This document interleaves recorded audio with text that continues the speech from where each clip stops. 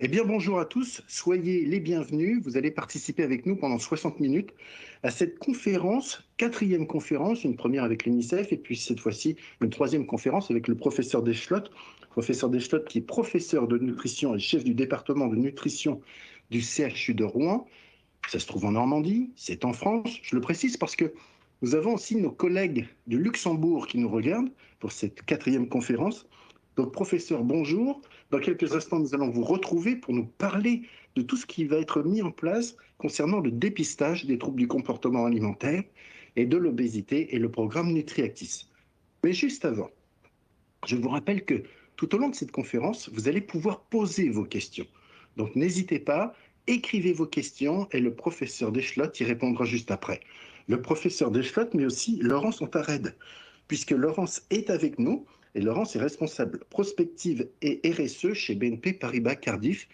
Et nous allons l'écouter parce que le message de bienvenue, c'est Laurence qui va nous le dire. Bonjour Laurence. Bonjour Patrick, bonjour à tous. Bonjour professeur Deschlot. Merci d'être tous présents. Je voulais simplement brièvement rappeler pourquoi Cardiff a lancé ce grand projet de lutte contre l'obésité et le surpoids. D'abord à cause de la prévalence de cette pathologie, si on peut appeler l'obésité une pathologie, le professeur Deschlot me corrigera si cette pathologie qui concerne un quart des personnes en Amérique latine aujourd'hui, un quart en Europe et 5% en Asie, est appelée à doubler le nombre de personnes concernées d'ici 2030, puisqu'on attend 55% des personnes obèses en Amérique latine, mais 50% en Europe et 33% en Asie, qui pourtant est loin aujourd'hui. Donc, nous sommes face à un phénomène dont nous avons déjà parlé ensemble, mais pour lequel Cardiff, Assureur Vie, se sent particulièrement concernés. Tout d'abord parce que c'est une pathologie qui provoque nombre de décès anticipés et qu'en tant qu'assureur vie, nous tenons à pouvoir soutenir les assurés et c'est aussi notre rôle d'assureur face aux difficultés qu'ils rencontrent.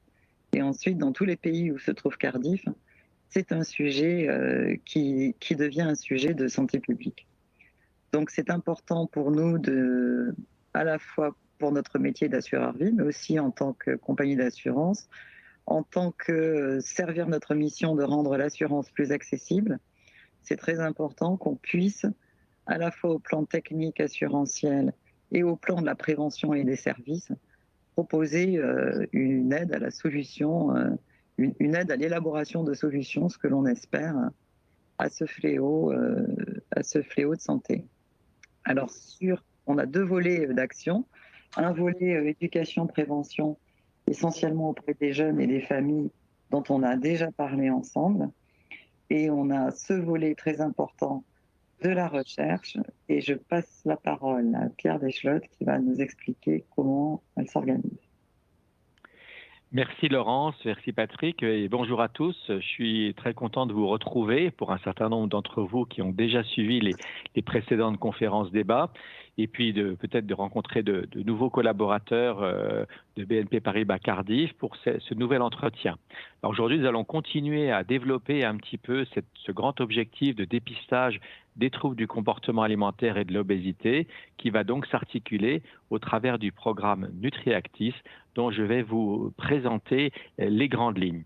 Alors déjà, peut-être quelques mots de rappel, même si peut-être maintenant vous avez déjà une approche, je dirais, pardon, c'est passé un peu vite, de ces pathologies. Donc, on va rappeler brièvement les définitions.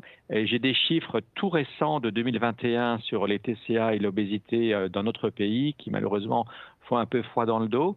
Et je ne ferai que rappeler brièvement les mécanismes de ces maladies parce que ça vous permettra de mieux comprendre comment nous allons organiser le programme NutriActis dans ses différentes phases. Et puis, je terminerai donc en vous soulignant, si besoin était, tous les enjeux qu'il y a à participer pour vous, pour vos proches, à ce programme de recherche. Alors, Vous retrouverez facilement, pour ceux qui ne les auraient pas eus, n'hésitez pas à nous le demander. Nous avons édité une synthèse complète sur les TCA et l'obésité qui a déjà été diffusée. Vous pouvez en retrouver sur Econet et vous pouvez également retrouver les replays des 2 premières conférences où on reprenait un peu plus en détail les définitions donc des 3 formes typiques de troubles du comportement alimentaire: anorexie mentale, boulimie, et puis sur la diapositive suivante, donc l'hyperphagie boulimique. Alors, c'est assez technique, hein, les définitions, mais c'est bon de les connaître. Ce qui est peut-être plus opérationnel pour nous aujourd'hui, c'est de se souvenir que finalement, en résumé, on a 3 façons dont le comportement alimentaire peut se dérégler. On a la façon plutôt restrictive, sur la gauche en rouge, donc typiquement, on n'arrive pas à manger pour différentes raisons, soit parce qu'on a peur, soit parce que ça passe pas bien, soit parce qu'on se sent trop gros, on n'arrive pas à manger assez, on maigrit, on devient donc dénutri. C'est le cas de l'anorexie mentale et de ses variantes plus ou moins typiques. Soit on craque sur la nourriture, il y a des accès boulimiques et des mécanismes de purge, des vomissements, souvent des prises de laxatifs, pour annuler en quelque sorte la crise alimentaire. Et là, on est dans le cadre des crises boulimiques, donc de la boulimie ou de ses variantes, boulimie atypique ou comportement de purge. Et puis, il y a un 3e grand groupe de troubles du comportement alimentaire, sur la droite en bleu, qui cette fois-ci est caractérisé par la perte de contrôle sur la prise alimentaire, mais sans compensation, sans purge, sans vomissement, etc. Et donc, ces troubles compulsifs aboutissent assez logiquement à l'augmentation de la corpulence avec une tendance au surpoids et à l'obésité. Et donc, tout ceci représente les 3 grandes catégories de troubles du comportement alimentaire qui sont malheureusement de plus en plus fréquents. Et on comprend bien qu'il y a un lien assez direct entre les troubles compulsifs et le risque de devenir en surpoids ou en obésité. Alors, pour répondre à la question de Laurence, clairement, les troubles du comportement alimentaire, ce sont bien des maladies, il y a des diagnostics, ce sont des maladies très officielles. L'obésité est également une maladie en elle-même, qu'on définit par un index de masse corporelle supérieur à 30 kg par mètre carré, et on peut la grader, grade 1, 2, 3, en fonction du niveau de l'IMC. Et malheureusement, on vous l'a dit, il y a depuis quelques années, près de 40% de la population mondiale est soit déjà en obésité, soit à la porte de l'obésité, c'est-à-dire en surpoids, avec un IMC entre 25 et 30. Alors, où en est-on? Effectivement, je vous annonçais des chiffres récemment publiés cette année. Donc, les chiffres que nous avions récapitulés et présentés lors des précédentes conférences étaient aux alentours de 19% chez les femmes et 13% chez les hommes en termes de troubles du comportement alimentaire, toutes catégories confondues, avec des chiffres un peu, si on distingue les formes typiques ou atypiques, à une prévalence importante en Europe, en Asie, encore plus dans le continent américain. Donc, tout le monde est touché. Alors, notre équipe de recherche a réalisé très récemment, avant l'été, une enquête auprès d'un échantillon de 3000 étudiants pour voir ce qu'étaient devenus les troubles du comportement alimentaire dans les suites de la pandémie. Alors, malheureusement, vous voyez, je sens votre regard s'effrayer à juste titre en voyant la forme de la courbe. Nous avions depuis quelques années des chiffres qui étaient déjà élevés chez les femmes et un peu moins chez les hommes, bien sûr, comme toujours, aux alentours de 25 à 30% chez les jeunes femmes, donc entre 20 et 25 ans, et les étudiantes. Et vous voyez que malheureusement, en 2021, les chiffres les plus récents montrent une explosion des troubles du comportement alimentaire chez les jeunes femmes. En particulier, c'est très frappant, des comportements boulimiques, dans une moindre mesure de l'hyperphagie et des comportements restrictifs. Et on a là exactement la même tendance chez les garçons, mais avec des chiffres qui sont, comme toujours, plus faibles. Donc, vous voyez, ces chiffres qui sont tout récents sont en cours de publication et ils confortent l'impression qu'on a eue tous, et on le voit au fil des consultations, que les 12-18 derniers mois, avec les vagues de confinement, de télétravail, de stress liés à tous ces bouleversements, j'ai un petit faux contact dans la caméra, voilà, que ces 18 derniers mois ont malheureusement eu beaucoup de conséquences négatives sur notre prise alimentaire. Le corollaire de ça, s'il y a plus de troubles compulsifs, c'est qu'on va voir aussi l'obésité augmenter. Et effectivement, vous voyez que depuis maintenant 4-5 ans, on voit apparaître de plus en plus de cas d'obésité chez les jeunes femmes étudiantes et également chez les garçons, ce qui est un phénomène assez récent. Jusqu'à présent, on en voyait extrêmement peu. Donc, il y a vraiment un enjeu. Je crois que le message qu'il faut retenir de ces chiffres, c'est que il faut agir très tôt, le plus tôt possible, chez nos enfants, je dirais de 18 à 25 ans, qui sont dans cette période de transition de la vie où on voit que les comportements alimentaires peuvent déraper et exposer à des complications. Et puis, à tout âge, on a intérêt à agir le plus tôt possible pour éviter le glissement vers l'obésité. Effectivement, en matière d'obésité, cette fois-ci, voici les derniers chiffres nationaux qui ont été publiés donc au début de l'été 2021. Alors là, ici, nous avons à gauche la prévalence du surpoids et de l'obésité. Alors l'obésité proprement dite est en rouge, en dessous. On était resté, c'est les chiffres qu'on vous avait présentés il y a quelques mois, sur 15% de la population adulte française. On espérait que ça se stabilise. Nous n'avions pas de chiffres entre 2012 et 2021. Et vous voyez que malheureusement, on continue à avoir une augmentation de la prévalence. 17% de la population adulte en France présente une obésité, dont 2% d'obésité massive, donc grade 3. Là encore, c'est une augmentation. Alors, le petit message d'espoir que je vois dans ces chiffres, c'est que le total surpoids-obésité est à peu près stable. Donc, ça veut dire que la proportion entre les deux catégories a changé. Effectivement, on a un peu moins de surpoids, un peu plus d'obésité. Ça veut dire quoi? Ça veut dire que finalement, durant les 7-8 dernières années, un certain nombre de personnes adultes qui étaient en surpoids il y a 7-8 ans ont maintenant glissé dans la catégorie obésité. Mais ça veut dire aussi que peut-être il n'y a pas eu trop de nouvelles entrées dans la catégorie surpoids, ce qui est peut-être un marqueur d'espoir par rapport aux politiques de prévention qui ont été mises en place au niveau national. Bon, à droite, c'est les catégories d'âge. Vous voyez que quasiment toutes les catégories d'âge sont concernées par l'augmentation de l'obésité, sauf peut-être les 55-64 ans qui ont peut-être réussi à changer un peu leur mode de vie, lutter contre la sédentarité, corriger leur comportement alimentaire. Un petit mot des inégalités géographiques, elles se confirment, c'est les mêmes tendances que depuis 10-15 ans, à savoir que les régions du nord de la France paient un lourd tribut en termes de prévalence de l'obésité par rapport à celles du sud qui sont assez nettement moins touchées. En fonction du sexe, là, il n'y a pas de révolution non plus. On est toujours avec une prévalence à peu près similaire finalement entre les femmes et les hommes pour ce qui est des obésités sévères, moyennes à sévères. Vous voyez, les chiffres sont assez similaires, même si on peut dire qu'il y a une légère augmentation de la représentation des femmes dans les grades 2 et 3. Par contre, au niveau du surpoids, on voit que c'est quand même beaucoup des hommes qui représentent la catégorie surpoids. Voilà, c'est des choses à prendre en compte pour les actions. Alors, sur le plan des mécanismes physiopathologiques, je remontre juste un instant cette diapositive que vous pourrez retrouver commentée dans les conférences précédentes et dans le texte de synthèse, juste pour insister à gauche sur ce qu'on appelle, nous, des facteurs de risque. Alors, je sais bien que pour les assureurs, facteurs de risque, c'est assurer les risques, entre guillemets, ça n'a pas la même signification que pour nous au niveau professionnel de santé. Le risque de devenir malade, soit de TCA, soit d'obésité, ils sont à peu près les mêmes et ils sont là en bleu sur la gauche. Alors, il y a des risques sur lesquels on ne peut rien faire, les facteurs génétiques, le sexe, ils sont ce qu'ils sont. Par contre, tout ce qui est autour des addictions, du sommeil, de la régularité de l'alimentation, des troubles digestifs, tout ce qui est autour des facteurs psychologiques qui vont rendre plus à risque de développer un TCA ou une obésité, ça évidemment c'est important à prendre en compte. Aussi tout ce qui est autour des fake news, des mauvaises informations, des régimes inappropriés, de la pression sociale, tout ça ce sont des pistes pour du repérage de personnes à risque et donc de la réduction de risque, de la prévention. Les facteurs déclenchants, on ne peut pas toujours les prévoir, bien sûr.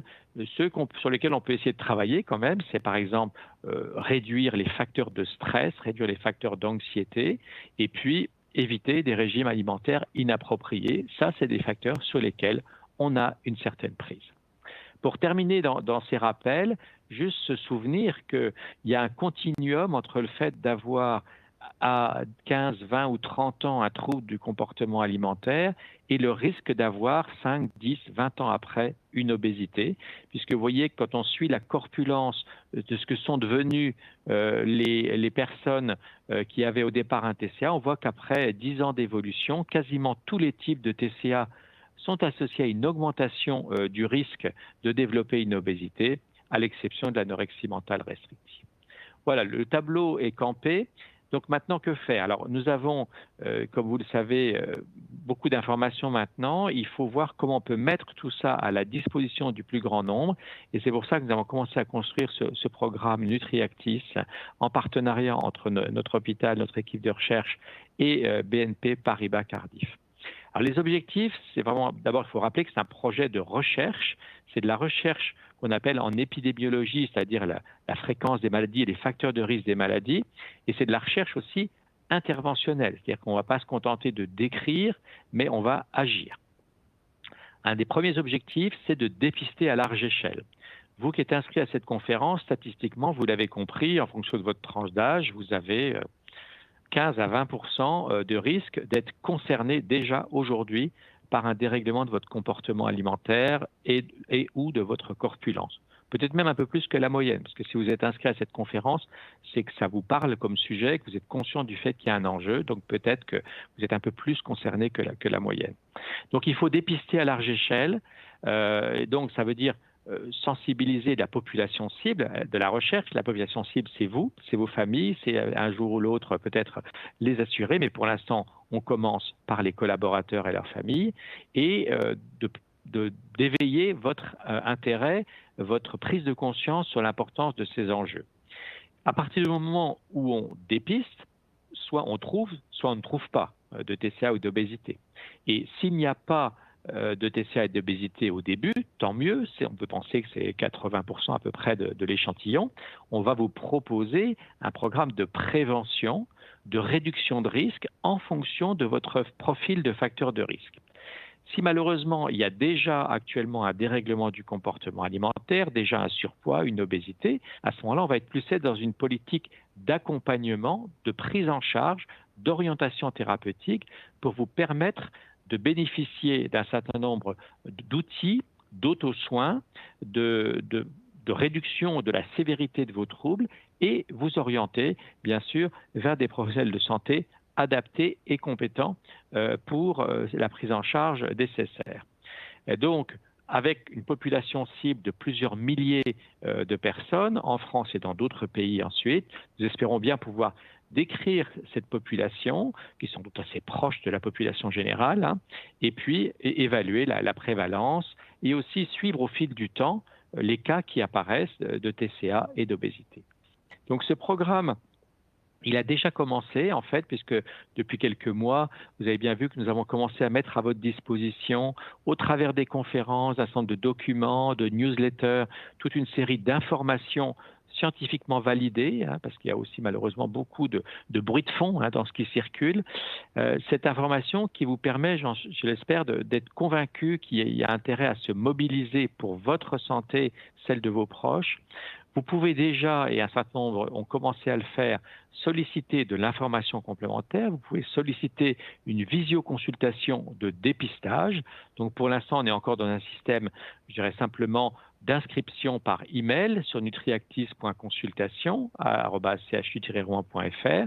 Vous recevez des informations et si vous le souhaitez, on met en place une visioconsultation qui vous donne un compte-rendu et une orientation déjà dès maintenant. Bien sûr, ce qu'on souhaite, c'est que ce système qui est encore un petit peu, je dirais, vous voyez, classique dans le mode de fonctionnement, même s'il utilise un peu de télémédecine, puisse franchir une étape plus importante de mise à disposition à un très large public. Parce que quand on va aller faire du dépistage sur des milliers de personnes, évidemment, il faut qu'on ait quelque chose d'un peu plus automatisé, d'où l'intérêt de créer une plateforme avec de l'intelligence artificielle, avec un système d'algorithmes à l'intérieur qui vous permettra de rentrer dans un espace personnel et sécurisé, de participer en répondant à des questionnaires à l'étape d'autodépistage. Cette fois-ci, c'est vous-même qui ferez le dépistage ou les personnes que vous orienterez vers cette plateforme. Dans un deuxième temps, il y aura, en fonction de la réponse, bien sûr, au dépistage, une évaluation des facteurs de risque ou des critères de sévérité ou des pathologies déjà associées. Et en fonction de ça, on va s'orienter vers de la prévention ou de l'intervention. Vous voyez, dépistage, évaluation des facteurs de risque, prévention, plus ou moins intervention, en fonction de où en est chacun. Alors, plus en détail, assez logiquement, on va utiliser donc un questionnaire dont on vous a déjà parlé dans les conférences précédentes, qui est le questionnaire SCOFF. C'est juste 5 petites questions très simples auxquelles on répond par oui ou par non. À partir de 2 réponses positives, il y a une très forte présomption qu'il existe un TCA. Et avec notre algorithme et votre indice de masse corporelle, nous pouvons même préciser un petit peu le type de TCA.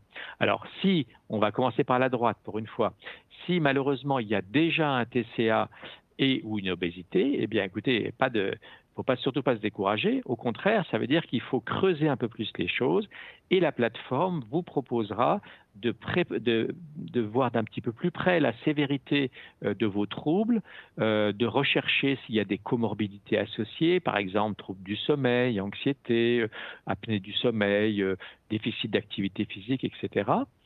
La plateforme proposera des outils d'auto-soins adaptés à chaque cas personnalisé tel qu'il aura été caractérisé par les questionnaires. Et ça vous permettra donc, par vous-même, en étant acteur de votre santé, de réduire vos facteurs de sévérité, vous prendre déjà en main en attendant une consultation spécialisée en visio ou proche de chez vous et en attendant d'être orienté vers des structures de prise en charge adaptées à votre niveau de sévérité. Comme vous le savez bien, il est difficile de trouver malheureusement suffisamment de recours de proximité, de consultations spécialisées et compétents dans le domaine de l'obésité et des troubles du comportement alimentaire. Donc, nous pourrons vous aider à vous orienter dans votre région. Et puis, éventuellement, un certain nombre de personnes pourront être suivies en visioconsultation. Alors, passons à gauche. Là, les feux sont encore ouverts. Le dépistage est négatif, tant mieux. En gros, ça va concerner, vous voyez, 80% de la population cible et 20% sont déjà atteints par l'une ou l'autre des maladies. Et donc, sur cette population qui est TCA négative, pour faire simple, au départ, on va préciser un petit peu les facteurs de risque que je rappelais tout à l'heure, et en fonction de ça, proposer de façon personnalisée un programme de prévention qui sera basé sur des modules de travail, des exercices comportementaux, des petits soutiens audio, vidéo, de façon à ce que chacun puisse entretenir ce capital santé et essayer d'agir sur tel ou tel facteur de risque qui aurait été identifié. Donc en résumé, c'est ce qui vous est montré sur cette figure, qui montre le cheminement. Donc pour l'instant, on est dans la phase information, comme vous l'avez compris, un certain nombre de contacts par email. Et dès que la plateforme sera prête, dans les prochains mois, vous pourrez vous connecter, vous pourrez entrer donc dans un espace sécurisé pour participer au dépistage avec le questionnaire SCOFF et l'algorithme Expali. Et on aura donc les 2 scénarios que j'ai mentionnés. Soit il y a déjà quelque chose, il y a déjà un souci, on va vous proposer de la téléconsultation, de l'auto-évaluation et de la réduction de risque en fonction de votre profil. Et puis, si il n'y a pas de TCA d'obésité, tant mieux, on vous aidera à mieux connaître comment vous fonctionnez sur le plan alimentaire, psychologique et de votre mode de vie en général. Et si il s'avère que vous avez quelques facteurs de risque particuliers, à ce moment-là, vous aurez accès à des modules de prévention, un certain nombre d'exercices de travail. Alors, les enjeux de cette recherche, pour terminer, vous le comprenez bien, c'est d'abord un bénéfice individuel direct parce qu'il s'agit de proposer à une large population de tester et de montrer qu'il est possible sur une large population de mettre en place un dépistage précoce, rapide, assez simple. L'état de dépistage prend 2-3 minutes, pas plus. Après, bien sûr, il faut affiner un petit peu les choses. Pourquoi? On sait que l'offre de soins est insuffisante, elle est malheureusement saturée un peu partout, et vous avez vu que le nombre de patients concernés ne fait qu'augmenter. Et donc, il faut essayer de donner toutes leurs chances aux personnes en étant repérées et prises en charge le plus tôt possible, parce que meilleur et plus précoce est le diagnostic, meilleur sera le pronostic. Et donc, c'est créer et développer un programme d'intervention innovant avec vous.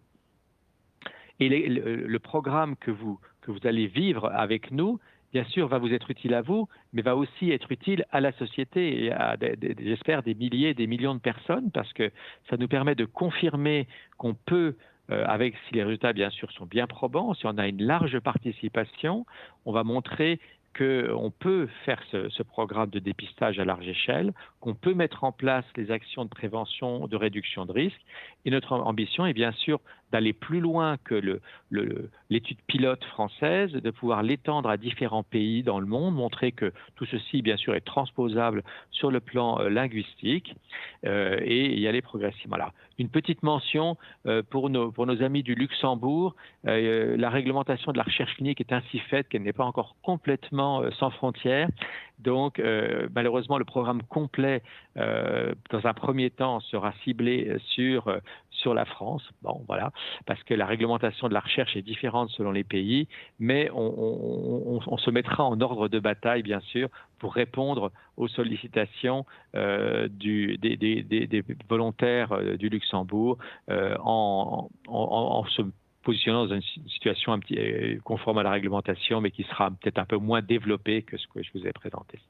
Alors pour vous, et puis pour la société, pour la recherche, je vous invite vraiment à vous mettre à jour sur vos connaissances. N'hésitez pas à nous poser des questions dès maintenant sur nutriactis@chu-rouen.fr. Si vous le souhaitez, vous pouvez dès maintenant bénéficier d'une visioconsultation de dépistage. Et puis, en vous inscrivant dès maintenant, vous serez prévenu dès que le lancement de la deuxième phase sera prêt. Et vous pourrez aussi le faire savoir autour de vous, au sein de l'entreprise, auprès de vos proches, parce que nous espérons avoir évidemment une participation extrêmement nombreuse. Ce n'est pas réservé, vous l'avez compris, qu'aux personnes qui ont actuellement un trouble du comportement alimentaire et une obésité. C'est destiné à tout le monde, parce que même si on n'en a pas pour l'instant, on peut être à risque pour l'avenir. Donc, il est important de se mobiliser et je vous remercie de votre attention et je me tiens à votre disposition pour les questions. Merci, professeur, pour toutes ces précisions. C'est vrai qu'il y a quelque chose qu'il faut bien comprendre par rapport à tout ce que vous avez dit, c'est que vous avez besoin que les collaborateurs s'inscrivent, participent, contribuent à cette grande enquête. Mais quelque chose qui est très important aujourd'hui, retenez-le bien, c'est que cette enquête qui vous permettra d'en savoir un peu plus, peut-être sur votre état, si vous avez un trouble, eh bien, tout ceci est gratuit. Et aujourd'hui, avoir affaire à un spécialiste, ce n'est pas simple de prendre un rendez-vous. Aujourd'hui, avec cette enquête gratuite offerte par BNP Paribas Cardiff, vous allez pouvoir en savoir un peu plus. Donc, professeur, nous avons déjà des premières questions. Il y a une première question qui va être posée par Amélie. Je vous rappelle que simplement, nous sommes en direct, que si vous êtes avec nous et que vous souhaitez poser des questions, n'hésitez pas. Si ce sont des questions plus au niveau du médical, bien sûr, c'est le professeur Deschlot qui va se charger de répondre à ces questions. En revanche, si ce sont des questions par rapport à la contribution, par rapport à ce que fait BNP Paribas Cardiff pour cet événement, ce sera plus Laurence qui est avec nous, Laurence Antared, qui répondra aux questions. Tout de suite, une première question avec Amélie. Merci Patrick. Effectivement, une première question qui tourne autour de l'IMC, l'indice de masse corporelle. Est-ce qu'il sera le seul indicateur pris en considération ou est-ce que vous allez en prendre d'autres? Alors, je dirais il y a deux étapes dans la réponse. L'IMC actuellement reste le critère officiel international pour le diagnostic d'obésité, de surpoids ou d'obésité grade 1, grade 2, grade 3. Donc en termes de diagnostic et de dépistage, ça suffit, ça définit l'obésité.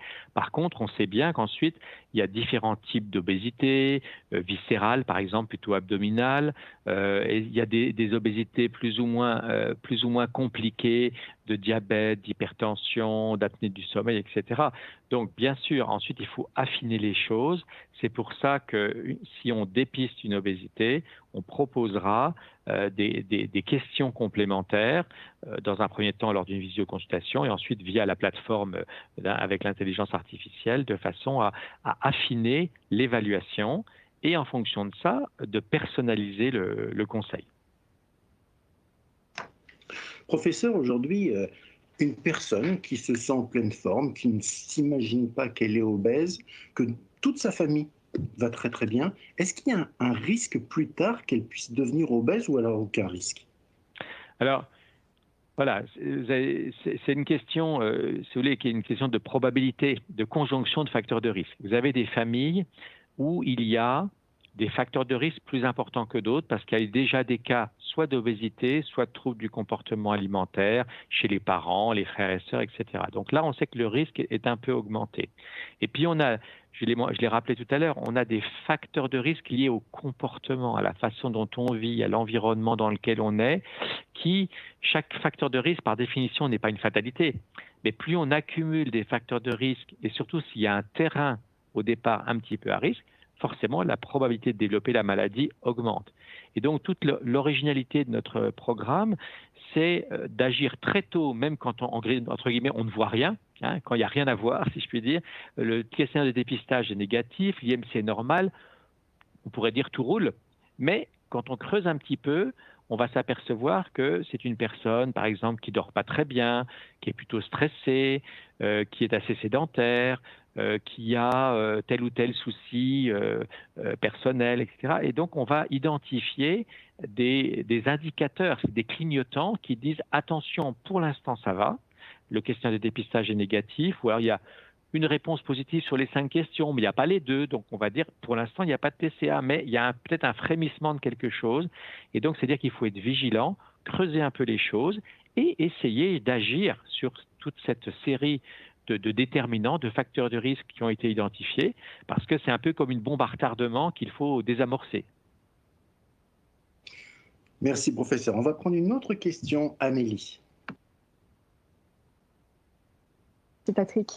Une collaboratrice demande quels seront les types d'interventions proposées précisément pour elle et ses proches. Je dirais précisément, ça pourrait prendre du temps parce que si vous voulez, schématiquement, si on dépiste une anorexie mentale restrictive avec un IMC à 16, donc déjà une dénutrition assez sévère, évidemment, on ne va pas proposer les mêmes modules d'aide que si on dépiste une hyperphagie avec un IMC à 32. Hein. Donc, en fonction du type de TCA, du niveau d'obésité et des facteurs de risque et surtout des profils de sévérité dans les différentes dimensions, on va proposer des exercices qui vont être plus sur la restructuration alimentaire, sur la gestion du stress, des exercices de psychothérapie cognitivo-comportementale adaptés à de l'auto-soin, de l'auto-TCC, comme on dit dans le jargon. On va proposer des programmes de réapprentissage progressif de l'activité physique, de régularisation du sommeil, etc. Si vous voulez. Donc, c'est pour ça qu'il y aura dans la deuxième étape, une fois le dépistage fait, et en fonction de dépistage positif-négatif, on propose des étapes complémentaires sur la base de questionnaires qui sont tous des questionnaires bien validés dans la littérature scientifique, qui sont assez rapides à remplir, c'est entre 5 et 15 minutes selon le nombre de questions de chaque questionnaire. Et à partir de ça, ça nous définit les cibles, si on peut dire, les cibles d'intervention sur lesquelles on pourra proposer les exercices, les fiches, si on peut dire, les parcours. Alors bien sûr, nous ne prétendons pas faire de la médecine 100% sur une plateforme. Ça ne marchera jamais, mais par rapport à la difficulté d'accéder aux professionnels de santé et aux délais éventuels, ce qu'on espère, c'est qu'en fournissant tous ces outils d'auto-soin, d'auto-évaluation, on puisse déjà réduire beaucoup d'indicateurs de sévérité ou de facteurs de risque selon les cas, et aussi par le biais du réseau de connaissances des professionnels de santé au niveau national, on puisse favoriser, faciliter l'adressage quand il faut vraiment une prise en charge proche de chez soi, favoriser l'adressage vers des personnes compétentes. Professeur, je rappelle pour les personnes qui sont venues nous retrouver un petit peu plus tard que vous êtes que vous êtes professeur de nutrition et chef du département de nutrition du CHU de Rouen-Normandie. Il y a déjà eu des conférences comme celle-ci qui ont été proposées avec des experts dans d'autres pays que vous nous avez présentés. Est-ce qu'eux aussi mettent en place ce programme à destination des patients ? Alors, pour l'instant, donc, on a constitué effectivement un comité scientifique de conseil. On est en train de monter en charge progressivement pays par pays. On a actuellement des échanges, par exemple, très intensifs avec le Chili, qui est très motivé pour bénéficier du programme d'ici quelques mois. Donc tout ceci se met en route. On a d'autres pays qui vont bénéficier certainement petit à petit du prototype, si je puis dire. Hein. Mais on compte beaucoup, donc, vous l'avez compris, vu la forte implantation de BNP Paribas Cardiff en France, le nombre de collaborateurs et l'engagement de la direction, comme en témoigne la présence de Laurence Autarède ici. On compte beaucoup avoir plusieurs milliers de participants parmi les collaborateurs français et leurs familles, de façon à rapidement vérifier l'acceptabilité, la faisabilité, vous voyez, toutes ces étapes de méthodologie qui permettent de vérifier que ce qu'on fait fonctionne, le faire évoluer. Et je peux vous dire qu'actuellement, faisant déjà un certain nombre de visioconsultations en fonction des demandes, à chaque fois, c'est une expérience très intéressante pour voir et affiner un petit peu le contenu de la plateforme et essayer de voir comment mieux répondre. Et puis, on sera évidemment très intéressé d'avoir les retours de tous les collaborateurs aux différentes étapes du programme, leurs ressentis, les questions, les réponses qu'ils attendent, de façon à ce que ce soit quelque chose de dynamique et de co-construit avec les utilisateurs. Professeur, quand on parle de ce programme, on dit bien sûr les collaborateurs, les collègues, mais on dit aussi leurs proches. Ça veut dire que si moi, j'ai un petit neveu, je me dis, oh là là, je trouve qu'il ne se nourrit pas très très bien et je trouve qu'il a pris du poids, il peut bénéficier de ce programme ? Alors oui, nous pourrons donc inclure dans le programme les proches de la famille. Alors, avec une petite limite, c'est que le programme est quand même conçu pour des adultes ou des grands adolescents. C'est-à-dire que les outils, la sémantique, les supports de communication et un certain nombre d'outils d'intervention ont été validés sur des populations adultes ou grands adolescents, je dirais à partir de 16-18 ans. Alors, sachant que stricto sensu, pour des raisons réglementaires, dans un protocole de recherche, il faut un consentement, et donc le consentement est donné par les personnes adultes, par définition, et que si c'est à 16-18 ans, il faut à ce moment-là que le consentement soit donné par les parents, ce qui est un petit peu, ça représente une petite étape de complexité supplémentaire. Donc ça, on le reprécisera si on peut se permettre d'inclure en dessous de 18 ans ou si on commence à 18 ans, ça va dépendre un petit peu de où on en sera dans la mise en place réglementaire. Nous sommes ensemble depuis 13 heures avec le professeur Deschlot, avec Laurence Autarède, pour répondre à vos questions, pour participer à cette 4e conférence, 3e conférence avec le professeur Deschlot. Et nous avons vos questions et nous allons écouter Amélie qui nous pose la 3e question, professeur.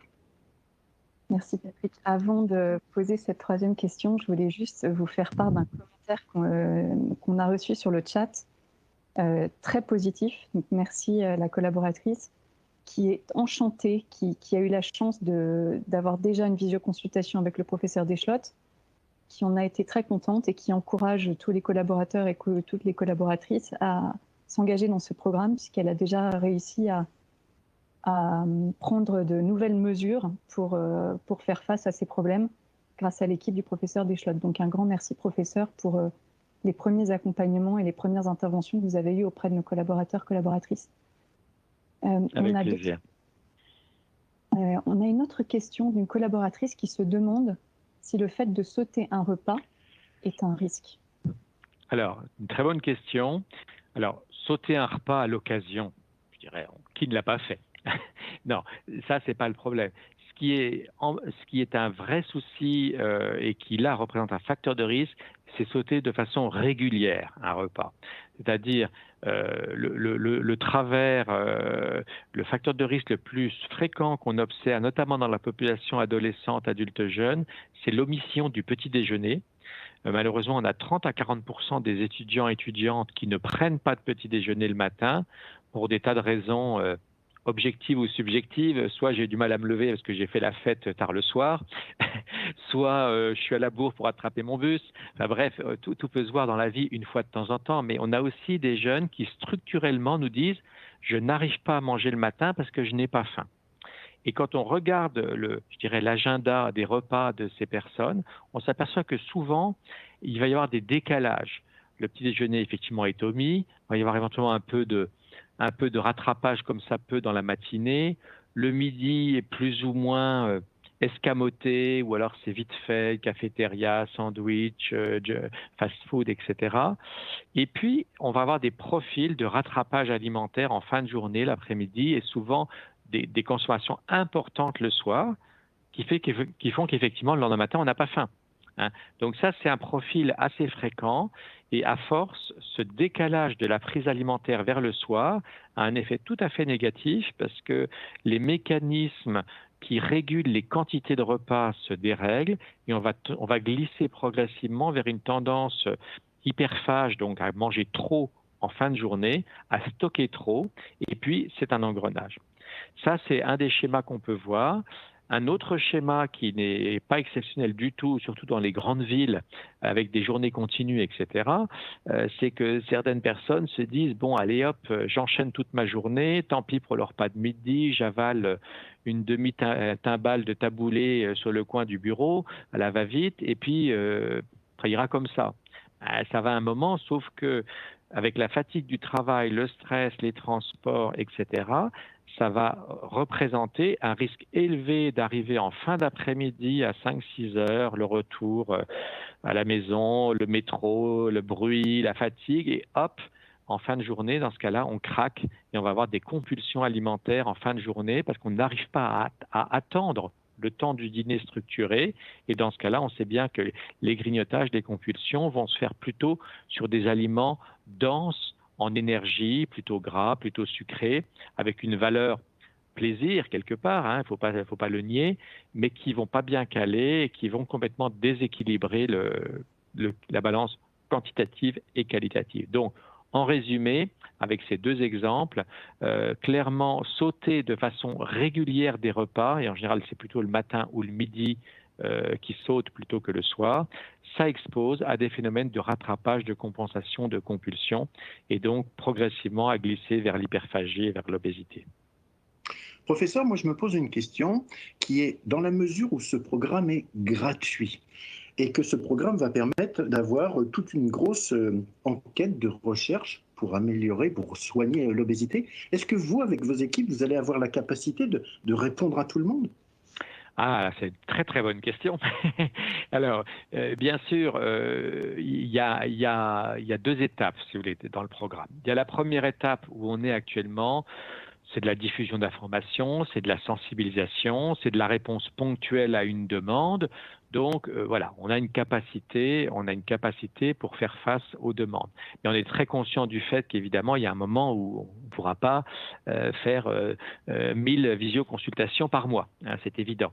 Et donc, c'est pour ça aussi qu'on souhaite utiliser l'outil informatique, utiliser des algorithmes, toutes les connaissances qu'on a accumulées dans notre équipe de recherche et d'autres, bien sûr, en se basant sur l'ensemble de la littérature scientifique disponible, développer une plateforme numérique intelligente, une smart plateforme, comme on dit maintenant, qui, en fonction des premiers éléments de dépistage et des questionnaires complémentaires qui seront envoyés de façon profilés aux différents participants, permettront de faire, je dirais, un peu en automatique, en auto-apprentissage et en auto-soin, un certain nombre d'étapes de caractérisation des facteurs de risque, des facteurs de sévérité et d'action par soi-même. Et ensuite, aussi d'orienter, notre objectif n'est pas de centraliser sur un seul hôpital de France toute la misère du monde, ce n'est pas possible, mais en tout cas de pouvoir valider un certain nombre de diagnostics et ensuite orienter vers des prises en charge de proximité. Mais effectivement, ça nécessite de renforcer notre équipe pour ce projet et c'est rendu possible grâce au soutien de BNP Paribas Cardiff qui soutient ce projet de recherche. Alors, ce programme, il est accessible aux collaborateurs, il est accessible aussi à leurs proches. Est-ce qu'il y a une deadline ou c'est quand la fin de ce programme de recherche ? Alors, on considère, quand on fait de la recherche en épidémiologie, c'est-à-dire sur l'histoire naturelle des maladies, ça prend du temps. Et les comportements, ils ne changent pas en 15 jours. Donc, on s'est fixé un peu comme objectif que les personnes, que la phase d'inclusion, on va dire, dans le programme s'étale sur 6 à 12 mois, par exemple, hein, et ensuite, les personnes sont suivies pendant 1 à 2 ans avec donc des programmes, je suis passé un peu vite sur la diapositive du schéma, mais les personnes qui n'ont pas de TCA au début auront des conseils personnalisés en fonction de leurs facteurs de risque et seront réévalués 6 mois plus tard, 1 an plus tard, pour vérifier qu'ils sont toujours indemnes ou, le cas échéant, refaire donc un sondage pour voir où en sont les personnes qui ont participé initialement. Et de la même façon, il y aura un suivi au fil du temps, pendant un certain temps, des personnes qui sont dépistées. Et bien sûr, ça ne peut pas durer éternellement. C'est une opération pilote qui, en gros, va s'étaler au total sur 2 à 3 ans. Et par pays, hein, et donc ça veut dire que en fonction des résultats que nous aurons, surtout les 2 premières années, on affinera les choses. Et puis après, ma foi, c'est une question bien sûr de réflexion stratégique.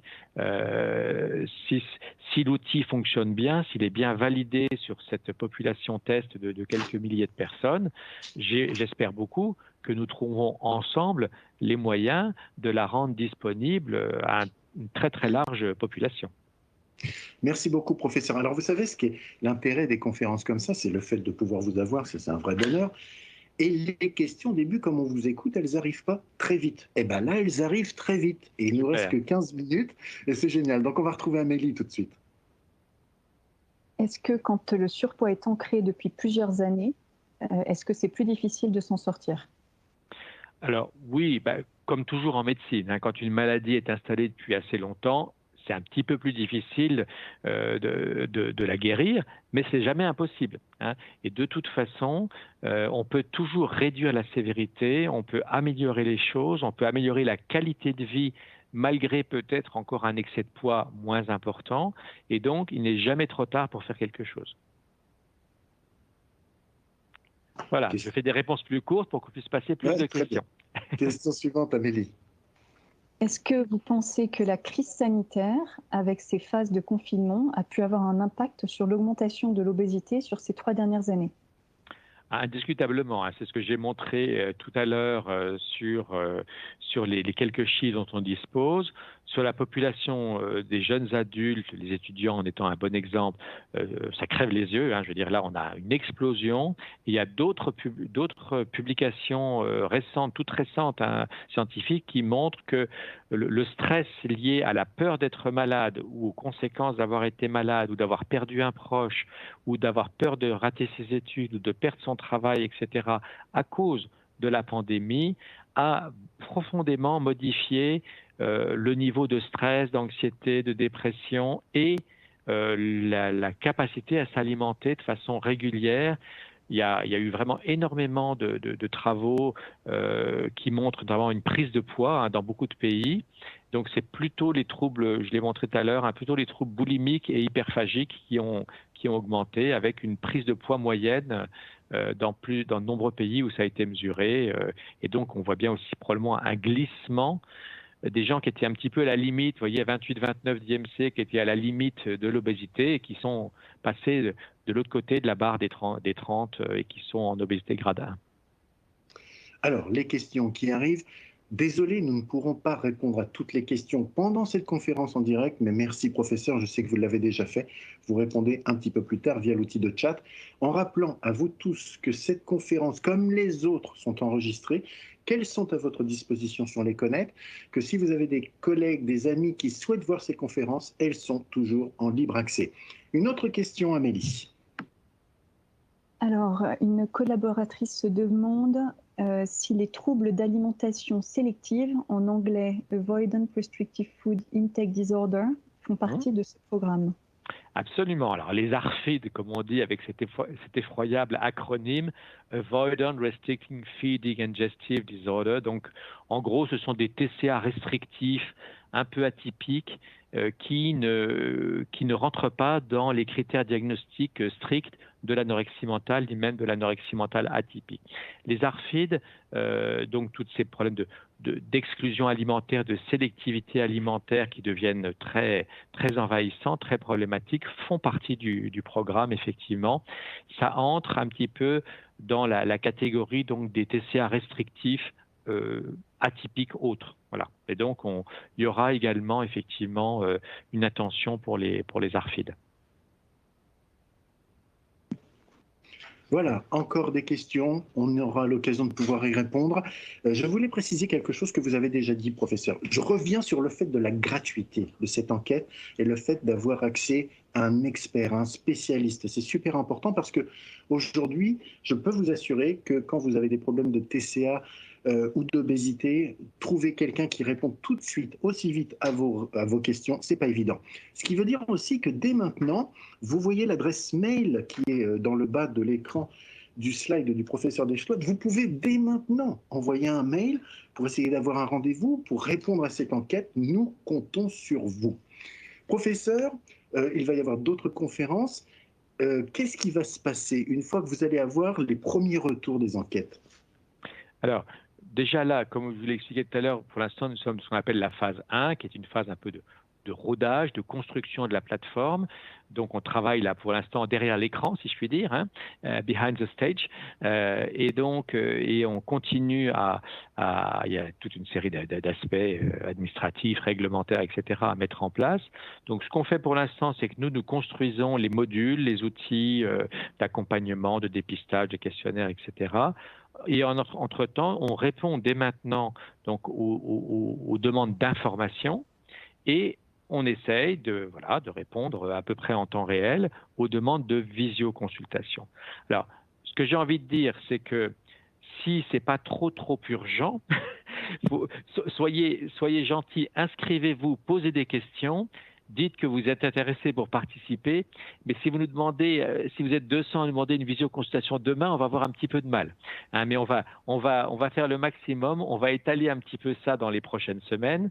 Et en tout cas, on compte surtout sur vous pour être des porte-paroles, des ambassadeurs du programme auprès de l'ensemble des collaborateurs pour que vous-même, et tout le monde sera prévenu quand la plateforme sera prête, on espère qu'elle puisse être prête avant la fin 2021. On va faire le maximum pour qu'au moins une première partie soit prête au mois d'octobre, et puis la plateforme complète, il y aura encore un peu plus de travail parce que c'est c'est quelque chose qui n'existe pas, donc on est en train de construire ex nihilo. On est dans une échelle de quelques mois pour que tout soit opérationnel.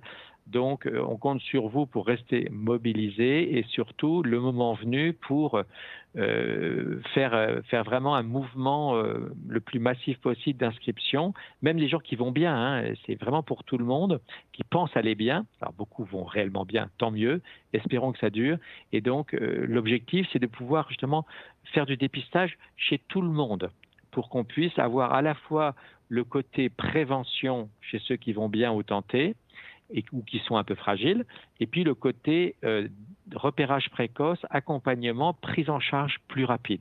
Pour donner un exemple, Patrick disait tout à l'heure, il est difficile d'être pris en charge, malheureusement, même si on a fait des progrès, dans un délai raisonnable pour un trouble du comportement alimentaire, une obésité. Dans beaucoup de centres spécialisés, enfin dans les quelques centres spécialisés qui existent en France, il n'est pas rare que les délais pour la première consultation soient entre 4 et 6 mois, ce qui est profondément choquant. C'est peut-être pas pire que les ophtalmos dans pas mal d'endroits, mais si vous voulez, c'est quand même pas très satisfaisant. Ce qu'on espère, c'est qu'au moins on puisse, par une organisation de circuit, favoriser l'adressage et qu'en attendant, le temps ne soit pas perdu, mais soit mis à profit grâce à la plateforme digitale pour commencer déjà à mieux comprendre son trouble et mieux agir par soi-même avec l'aide des outils qu'on mettra à disposition. Alors, on aurait pu imaginer, professeur, que c'était votre phase de conclusion. Et non, parce qu'il y a une dernière question à laquelle nous souhaiterions que vous puissiez répondre. On écoute Annie. Une collaboratrice a entendu dire que 5 petits repas valent mieux que 3 vrais repas. Qu'en pensez-vous? Alors, soit cette collaboratrice n'a plus d'estomac et donc on doit fractionner les repas, soit elle a 14 ans et elle a besoin de collation dans la matinée et l'après-midi. Je pense qu'a priori, c'est aucune de ces deux situations, soit c'est une mauvaise information. Il n'y a aucun impératif à fractionner les repas chez quelqu'un sans raison médicale particulière, et on peut craindre que cette façon de faire encourage malheureusement à perdre un peu les points de repère de faim et de satiété. Notre organisme est quand même très conditionné, l'espèce humaine est conditionnée maintenant pour manger par intermittence. C'est ce qui nous différencie des rongeurs. Les rongeurs ont tendance à manger un peu toute la nuit parce qu'ils mangent la nuit et à dormir le jour. Nous, dans la journée, normalement, on fait autre chose que manger tout le temps. Donc, on a des moments où on mange parce qu'on a des hormones et des signaux métaboliques qui nous disent, et puis un conditionnement qui nous disent c'est le moment de manger. Et ensuite, nous avons un système d'hormones de satiété, de détente, de ressenti digestif qui nous disent c'est bon, j'ai ce qu'il faut, je passe à autre chose et je pense aussi à autre chose. Des caractéristiques quand on a un trouble du comportement alimentaire, c'est qu'on est envahi par les pensées autour de la nourriture, du poids, de la corpulence, etc. On n'est pas, voilà, il est important d'avoir des périodes quand on est adulte, quand on a fini sa croissance et qu'on n'a pas de problème digestif particulier. Il est important de ménager des périodes où on ne mange pas et des périodes où on mange parce que notre organisme est fait pour cette alimentation discontinue. Alors, cette période pendant laquelle on ne mange pas, est-ce que ça permet de faire une petite sieste ? Oh, bah pourquoi pas. C'est tout à fait physiologique après le déjeuner, le midi, d'avoir un petit coup de barre, d'avoir envie de somnoler un petit peu. C'est la détente. Le fait d'avoir mangé fait monter un peu la glycémie. Ça déclenche des signaux de plaisir au niveau du cerveau, une certaine détente. Et voilà, bon, ça fait partie de la vie. Alors, on arrive plus ou moins facilement à le gérer selon le contexte.